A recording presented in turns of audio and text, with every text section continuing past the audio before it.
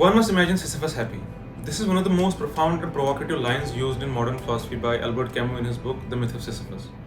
Now, to understand what it means, first of all, we need to know about Sisyphus. And Sisyphus is nothing but a symbol of human condition, human existence.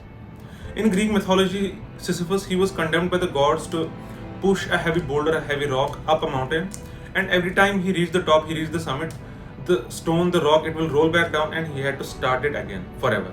There was no final victory, there was no completion, no reward, and no escape. Now, for Albert Camus, the condition of Sisyphus is strangely similar to the human existence. Just like Sisyphus, we wake up, we desire, we struggle, we work, we achieve, we lose, then we recover, and it all begins again. We're stuck in this loop just like Sisyphus. So the question is that if there is no completion, no ultimate reward, no victory, no escape, and if there is no ultimate meaning, then why continue? And that is Albert Camus' problem of absurd, which lies at the core of his idea of absurdity. Albert Camus, he doesn't simply say that life is meaningless. His idea of absurd, it's born, it arises from a confrontation between the human beings desperately seeking meaning with the universe remaining silent. We keep asking that why am I here, what comes after death, and what is the purpose of suffering, and what is this ultimate meaning of existence? But universe, it remains silent. It doesn't tell us that our suffering, it has a purpose. It doesn't guarantee us justice, and it doesn't tell us that our lives, they participate in something eternal. So this collision between our hunger for meaning and the silence of universe, that is what is called as absurd. अब सवाल ये है कि Sisyphus खुश कैसे हो सकता है? How can someone who is condemned to push a rock forever be happy? It's because Albert Camus, he changed the definition, he changed the meaning of victory. Sisyphus, he cannot change his conditions, he cannot change the circumstances.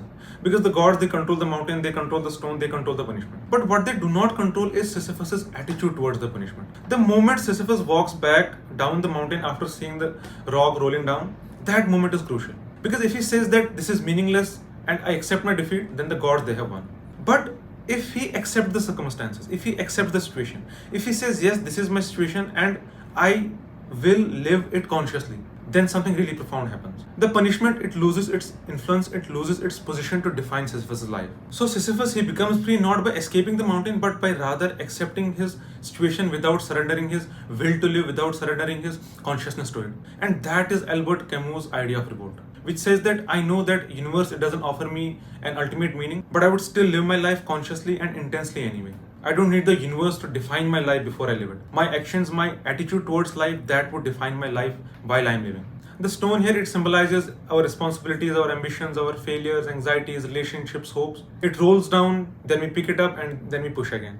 And that isn't failure or punishment, but that's what's called as existing. That's existence according to Albert Camus.